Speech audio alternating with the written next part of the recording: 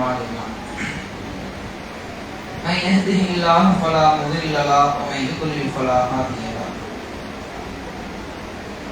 أشهد أن لا إله إلا الله وأشهد أن محمدا عبده ورسوله أما بعد يا أيها الناس اتقوا ربكم الذي خلقكم من نفس واحدة وخلق منها زوجها وبث منهما رجالا كثيرا ونساء واتقوا الله الذي تساءلون به والأرحام إن الله كان عليكم رقيبا يا أيها الذين آمنوا اتقوا الله حق تقاته ولا تموتن إلا وأنتم مسلمون يا أيها الذين آمنوا اتقوا الله وقولوا قولا سديدا يصلح لكم أعمالكم ويغفر لكم ذنوبكم ومن يطع الله ورسوله فقد فاز فوزا عظيما போற்றுவதற்கும் புகழ்வதற்கும் தகுதி படைத்தோம் ஏக வல்லோன் அல்லாஹ் ஒருவனுக்கு எல்லா புகழும் குறித்தார்.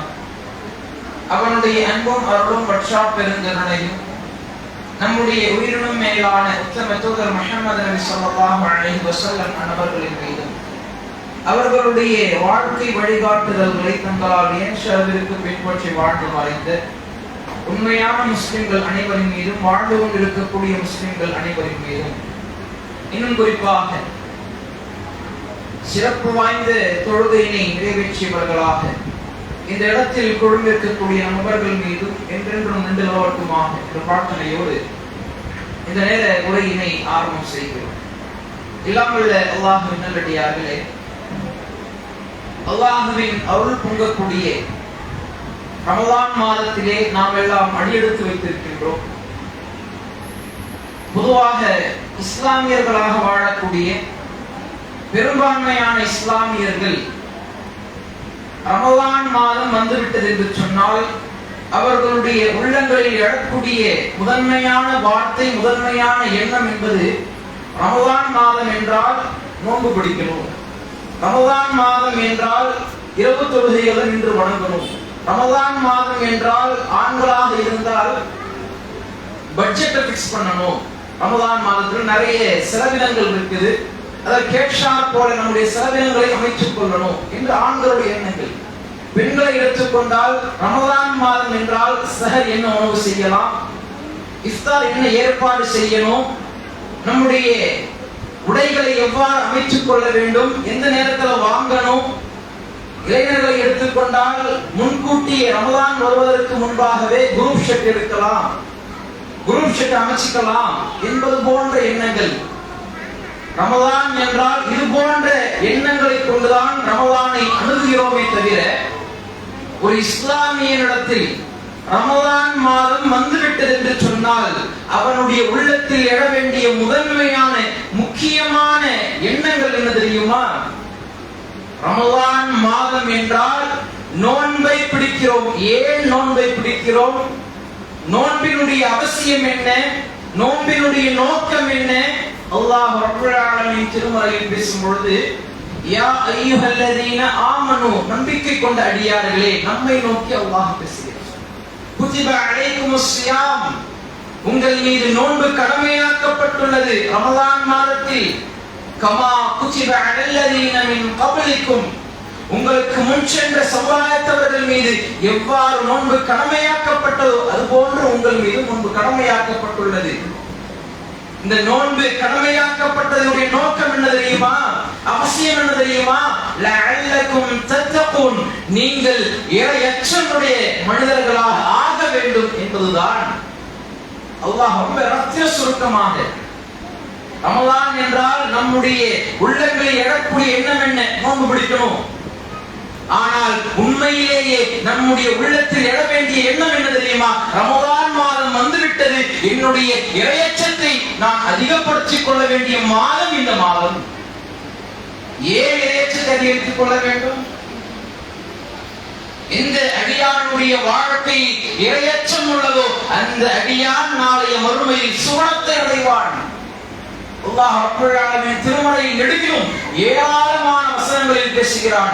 எந்த அடியார்கள் இந்த உலக வாழ்க்கையில் இறையச்சத்தோடு வாழ்கிறார்களோ அல்லாஹ் என்னை கண்காணித்துக் கொண்டிருக்கிறான், எந்த நேரத்திலும் கண்காணித்துக் கொண்டிருக்கிறான், எல்லா நேரங்களிலும் எப்படிப்பட்ட இடத்தில் இருந்தாலும் அல்லாஹ்வுடைய பார்வையிலிருந்து நான் தப்பித்துக் கொள்ள முடியாது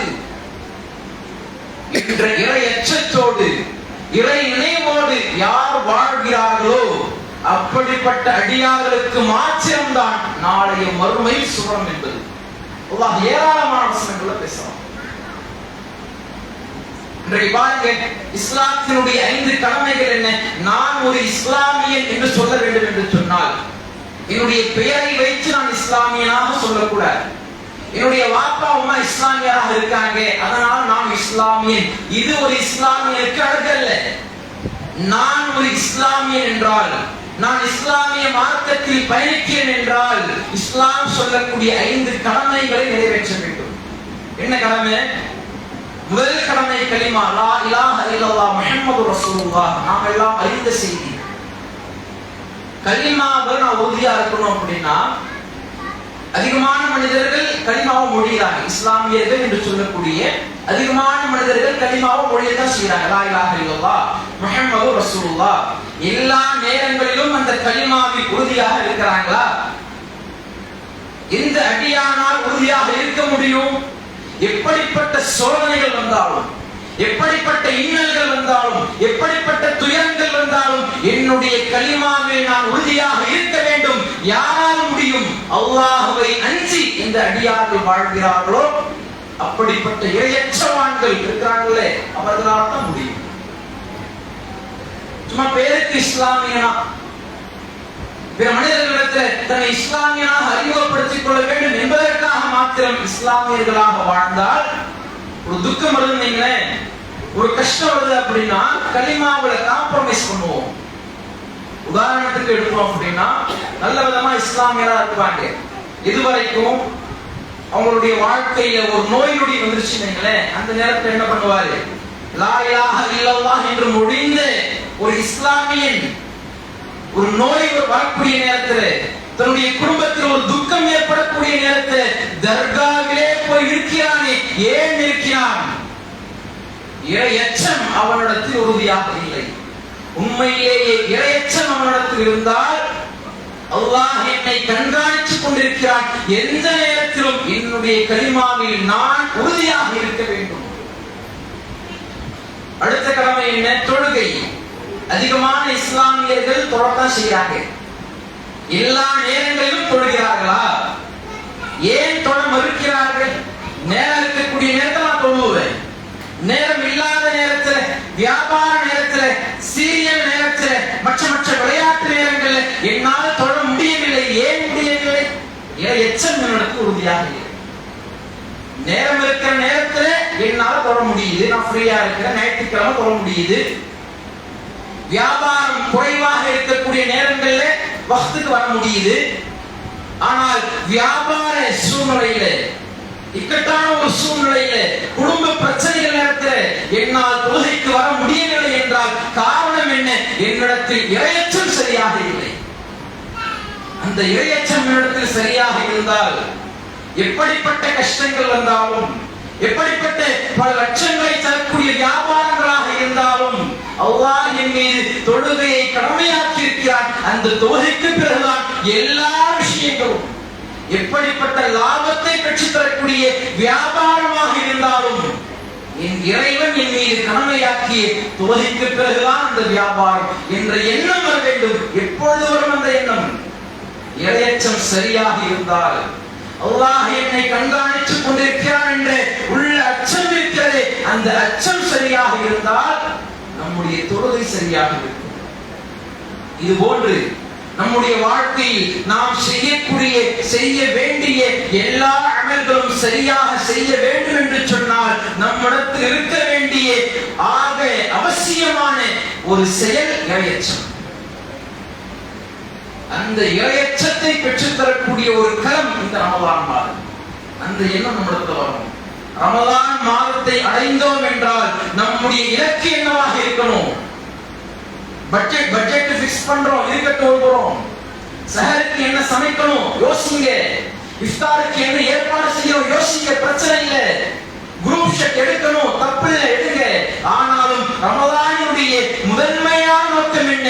ரமலான் வந்துவிட்டது, என்னுடைய இறையச்சத்தை அதிகப்படுத்திக் கொள்வதற்கான ஒரு தலம் இந்த ரமலான்.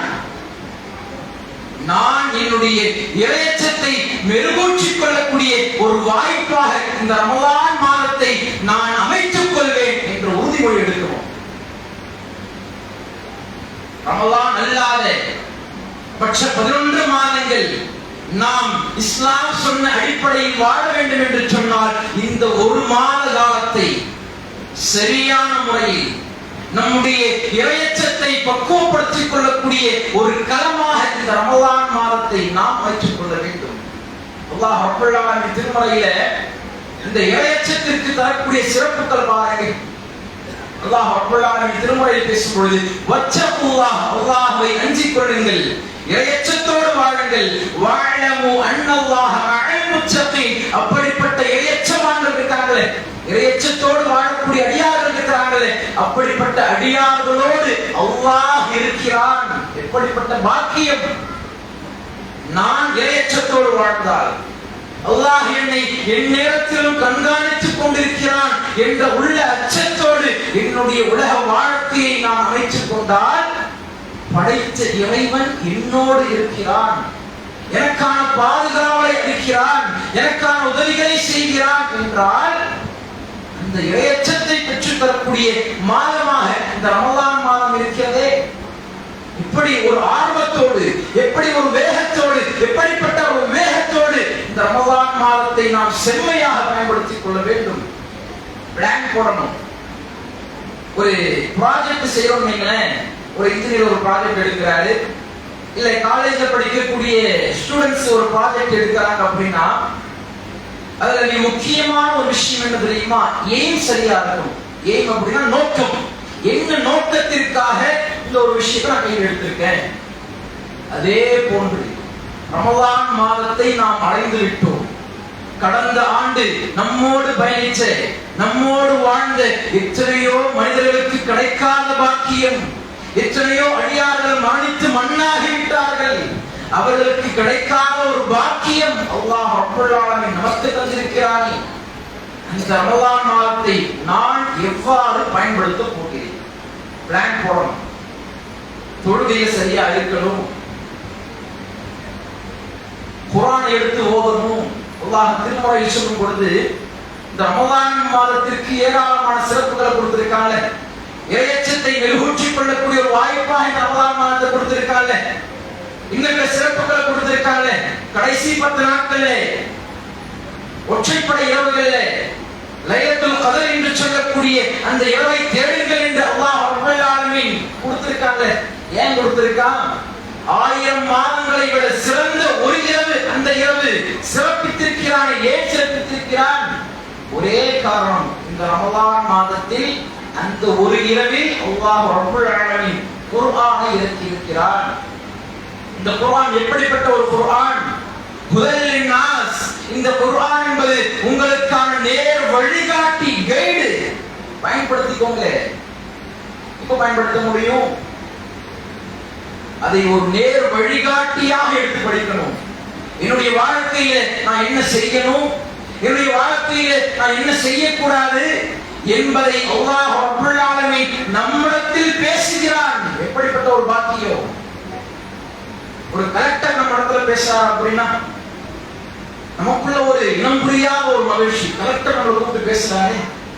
ஒரு மாவட்டத்தினுடைய ஆட்சியர், சாதாரண நம்மை போன்ற ஒரு மனிதர் நம்மோட பேசுறாரு அப்படின்னு நம்ம எப்படி பார்ப்போம்? ஒரு சிஎம் பேசுறாரு, நம்முடைய பேரை அழைச்சி வாங்க அப்படின்னு சொல்லி அழைச்சி பேசுறாரு. நம்முடைய மனதில் இனம் புரியாத ஒரு மகிழ்ச்சி ஏற்படுமே. ஒரு முக்மீன் கிடையாது, சிறந்தவர் கிடையாது என்றாலும் ஒரு சிஎம்ஆ இருக்கார்களே, சீஃப் மினிஸ்டரா இருக்கார்களே என்ற அந்த ஒரு கண்ணியத்தை பார்க்கிறோமே. திருக்குர்ஆனை நாம் எடுத்து படிக்கக்கூடிய நேரத்தில் நம்மை எல்லாம் படைத்த அந்த கலெக்டரை படைத்த, அந்த சிஎம்ஐ படைத்த, அந்த பிஎம்ஐ படைத்த, இந்த சர்வ உலகத்தை படைத்து பரிபாலித்துக் கொண்டிருக்கக்கூடிய வல்ல இறைவன் என்னோடு பேசுகிறானே. அந்த திருமறை தொடர்பை அதிகப்படுத்திக் கொள்ள வேண்டும். அதற்கான களமாக இந்த ரமலான் மாதத்தை அமைத்துக் கொள்ள வேண்டும். அடுத்ததாக, இந்த ரமலான் என்றால் நமக்கு நினைவில் வர வேண்டிய அடுத்த விஷயம் என்ன தெரியுமா? இரவு தொழுகை. தராவி சொல்றாங்க. இஸ்லாத்திற்கும் தராவி என்ற வார்த்தைக்கும் சம்பந்தம் கிடையாது. ஸலாத்துல் லைல், இரவு தொழுகை. ரமலான் என்றால் நம்முடைய உள்ளத்தில் வர வேண்டிய ஒரு செயல், ஒரு எண்ணம் இரவு தொழுகை. இந்த ரமலான் மாதம் முழுக்க நான் இரவில் நின்று வணங்குவேன் என்ற உறுதிமொழி எடுக்கணும். ஏன்?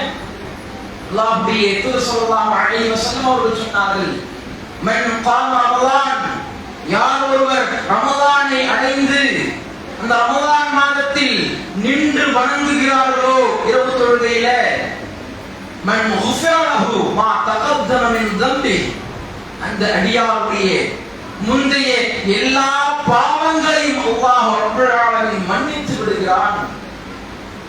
எப்படிப்பட்ட ஒரு பாக்கியம்! நம்முடைய வாழ்க்கையில எவ்வளவோ பாவங்களை செஞ்சிருப்போம். அறிந்து பல பாவங்கள், அறியாமல் பல பாவங்கள், தெரிந்து பல பாவங்கள், தெரியாமல் பல பாவங்கள், பகலிலும் இரவிலும் ஏராளமான பாவங்களை நாம் செய்கிறோம். மறுக்க முடியாதத. அந்த பாவங்கள் எல்லாம் மன்னிக்கப்பட்டு அல்லாஹ்விடத்தில் சுவனத்தை பெற வேண்டும் என்ற ஆசை நம்மிடத்தில் இருக்கிறதா இல்லையா? இல்லைன்னு சொல்ல முடியுமா? இல்ல, எனக்கு என்னுடைய பாவங்கள் எல்லாம் அப்படியே இருக்கட்டும், மறுமையில் அல்லாஹ் கணக்கு போடட்டும், அந்த பாவங்களை விட அதிகமாக நன்மைகள் செஞ்சுட்டே சொல்ல முடியுமா? எந்த அடியாரையும் சொல்ல முடியாது. நபிகளார் முன்பின் பாவங்கள் மன்னிக்கப்பட்ட ஒரு நபர். அந்த நபிகளார் ஒரு நாளிற்கு 100 முறை அல்லாஹ்விடத்தில் பாவ மன்னிப்பு கோருவார்கள் என்றால், நாம் எல்லாம் சாதாரண அடியார்கள், அதிகமான பாவங்களை செய்யக்கூடிய அடியார்கள். தெரிந்து தெரியாமல் பல பாவங்களை செய்கிறோம். நம்முடைய நாவுகளினால் பாவங்களை செய்கிறோம், தன்னுடைய உடல் உறுப்புகளினால் பாவங்களை செய்கிறோம். அந்த பாவங்களை எல்லாம் போக்கக்கூடிய ஒரு கேடயமாக, ஒரு கேந்திரமாக இந்த இரவு தொழுகை இருக்கிறதே, அதில் எவ்வளவு வறட்சியும் காட்டுகிறோம். சிந்திச்சு பாருங்க. ரமலான் மாதத்தினுடைய முதல் பிறை இன்றைக்கு எவ்வளவு கூட்டம் இருந்துச்சு. ரமலானினுடைய 10வது பிறையில அந்த கூட்டம் இருந்தால் நாம் இரவு தொழுகையினுடைய முக்கியத்துவத்தை உணர்ந்திருக்கிறோம். இன்றைக்கு பெரும்பான்மையான இஸ்லாமியர்கள் இந்த இரவு தொழுகையினுடைய முக்கியத்துவத்தை உணராத காரணம், ரமலான் 1 எடுத்து பார்த்தோம் அப்படின்னா பள்ளி நிறைஞ்சிருக்கும். ரமலான் 10 எடுத்தோம்னா அப்படியே போடும். அடுத்து எப்ப அந்த கூட்டம் வரும்? ஒற்றைப்படை இருக்கும். ஏன் இந்த ஒரு அலட்சிய போக்கு? காரணம் என்ன? நாம் இந்த இரவு தொழுகையினுடைய முக்கியத்துவத்தை உணர்ந்து இன்றைக்கு பார்க்கிறோம். ரமலான் மாதத்துல அந்த இரவு நேர தொழுகையில நின்று வணங்குறதுக்கு பாத்தீங்களா, அந்த நின்று வணங்கக்கூடிய அந்த தன்மை, அதற்கு அல்லாஹ் சிறப்பு கொடுக்கிறான். இன்னைக்கு இளைஞர்களாக இருக்கக்கூடியவங்க என்ன பண்றோம்? தொழுகை நின்றுட்டு இருக்கோம், அந்த தொழுதுட்டு இருக்காங்க. முதியவர்கள் தொழுது இருக்கக்கூடிய நேரத்துல நான் ஃபர்ஸ்ட் காயத்து அந்த ருக்குல் போற வரைக்கும் நம்ம உட்கார்ந்துட்டு இருக்கோம். ஏன் இவ்வளவு வறட்சிய போக்கு? தொழுகை அல்லாஹ்வோடு பேசக்கூடிய உரையாடல் அல்லவா? ஆர்வத்தோடு செல்ல வேண்டிய ஒரு இடம் அல்லவா அது? எந்த இடத்திற்கு ஆர்வத்தோடு செல்ல வேண்டுமோ, எந்த இடத்தில் நம்முடைய ஆர்வத்தை வெளிப்படுத்த வேண்டுமோ, அந்த இடத்தில் ஆர்வ குறைவோடு செயல்படுகிறோமே. காரணம் என்ன? அதனுடைய முக்கியத்துவத்தை உணர்ந்த நாளைய மறுமை என்பது எப்படிப்பட்ட ஒரு நிலை? அல் காரியா என்று சொல்லக்கூடிய அத்தியாயம், யௌம யகூனு நாஸு கல் ஃபராஷில் மப்சூஸ். நாளைய மறுமையில அந்த நாளில் மனிதர்கள் சிதறடிக்கப்பட்ட ஈசல்களை போன்ற ஆவார்கள். ஈசல்கள் எப்படி சிதறடிச்சு எங்க போற என்ன செய்வோம் தெரியாத ஈசல்களுக்கு, அப்படிப்பட்ட ஒரு நிலை நாளைய மறுமையில் மனிதர்களுக்கு ஏற்படுமே. அல்லாஹ் திருமறையில் பேசுகிறானே, நாளை மறுமையில 6 அறிவுள்ள மனிதர்கள் எப்படி போவாங்க? சிதறடிக்கப்பட்ட ஈசல்கள் எவ்வாறு செல்கிறதோ அதுபோன்று மனிதர்கள் தத்தளிப்பார்களே. அந்த நேரத்தில் அந்த நேரத்தில் யாருடைய நன்மையினுடைய எடைகள் கனத்து விட்டதோ அவர் திருப்தி அடைந்த வாழ்வில் நுழைவார். அல்லாஹ் மீசான் தராசு நிறுவுவான். ஒரு பக்கம் நன்மை, ஒரு பக்கம் தீமை. அந்த நேரத்தில் எந்த அடியாருடைய தீமையினுடைய கணம் குறைத்து நன்மையினுடைய கணம் அதிகரித்து விடுகிறதோ அந்த அடியார் மறுமையில் நிலையான வாழ்க்கை, திருப்தியான ஒரு வாழ்க்கையை பெற்றுக் கொள்வார். அடுத்த அல்லாஹ் பாருங்க, وَأَمَّا مَنْ خَفَّتْ مَوَازِينُهُ فَأُمُّهُ هَاوِيَةٌ. யாருடைய நன்மையினுடைய கனம் குறைந்து விட்டதோ, தீமை அதிகமாக இருக்குது, பாவ மன்னிப்பை கோரவில்லை, அதிகமான பாவங்களை செய்கிறோம், அதற்கான மன்னிப்பை கோரவில்லை, நன்மையினுடைய கனம் குறைந்து விட்டது, அந்த அடியாருக்கு ஃபஉம்முஹு ஹாவியா, அவர் ஹாவியாவில் நுழைவார். அடுத்த அல்லாஹ் பேசுறான், அம்மா அதராக்க மாஹியா. ஹாவியா என்ன உங்களுக்கு தெரியுமா? ஹாவியா நுழைவார்களே, அந்த ஹாவியானா என்ன? நாரும் ஹாமியா, கொழுந்து விட்டு எரியக்கூடிய நரகம். அது உழுதிருக்கலாம், நோன்பு பிடித்திருக்கலாம், இன்னும் அமல்களை செய்திருக்கலாம், பாவ மன்னிப்பு நம்மிடத்தில் இல்லை என்றால், நாளை மறுபடியும் அல்லாஹ் ரப்பல் ஆலமீன் நாம் செய்த சிறுபாவங்கள் பெரும்பாவங்கள் எல்லாவற்றையும் மன்னிக்கவில்லை என்றால், நன்மையினுடைய கனம் குறைந்து விட்டால், தீமையினுடைய கனம் அதிகரித்து விட்டால், ஹாவியாவிலே நுழைய செய்வானே, கொழுந்து விட்டு எரியக்கூடிய அந்த நரக நெருப்பிலே நுழையக்கூடிய ஒரு வாய்ப்பு ஏற்பட்டு விடுமே. அந்த அச்சம் நம்மிடத்தில் இருந்தால், முதல் பிறையில் எந்த வேகத்தோடு எந்த விவேகத்தோடு இந்த இரவு தொழுகையை நின்று வணங்கினோமோ, அதே வேகத்தோடு 29 அல்லது 30வது பிறை வரையிலும் நம்முடைய இரவு தொழுகை அமையும். யாருக்கு இந்த நரகம் குறித்த அச்சம் இல்லையோ, ஹாவியா குறித்த பயம் இல்லையோ, அப்படிப்பட்ட அடியார்கள் தான் அல்லாஹ்விடத்தில் பாவ மன்னிப்பை பெற்றுத் தரக்கூடிய, முந்தைய எல்லா பாவங்களையும் மன்னித்து விடக்கூடிய ஒரு அமலாக இருக்கக்கூடிய இந்த இரவு தொழுகையை அலட்சியம் காட்டுவோம். பாவ மன்னிப்பினுடைய அந்த முக்கியத்துவத்தை உணர்ந்து இந்த ரமலான் நாள் முழுக்க இரவு தொழுகையை நின்று வணங்கி அல்லாஹ்விடத்தில் நம்முடைய பாவங்களை மன்னிக்கக்கூடிய இந்த வாக்கியத்தை பெறுவோமாக என்று கூறி இந்த உரையை முடித்துக் கொள்கிறேன். அஸ்ஸலாமு அலைக்கும். இதே போன்று கூடுதலாக ஒரு செய்தி, இன்ஷா அல்லாஹ் கடந்த வருடம் நம்முடைய கிளையின் சார்பாக ஏற்பாடு செய்த நடந்த மார்க்க திறனாய்வு கேள்வி பதில் நிகழ்ச்சி. ஒவ்வொரு நாளும் ஒரு கேள்வியை கொடுப்போம், ஆண்களுக்கு தனியாக பெண்களுக்கு தனியாக கேள்வியை கொடுப்போம். அதற்கான பதிலை கொண்டு வந்து நம்ம கொடுக்கிற மாதிரி ஒரு நிகழ்ச்சி ஏற்பாடு செஞ்சோம். இன்ஷா அல்லாஹ் அதே போன்று இந்த வருடமும் அந்த கேள்வி பதில் நிகழ்ச்சி நடக்கும். இன்ஷா அல்லாஹ் அதற்கான கூடுதலான தகவல்கள் இன்ஷா அல்லாஹ் நாளைக்கு உங்களுக்கு பகிரப்படும். அஸ்ஸலாமு அலைக்கும் வரஹ்மத்துல்லாஹி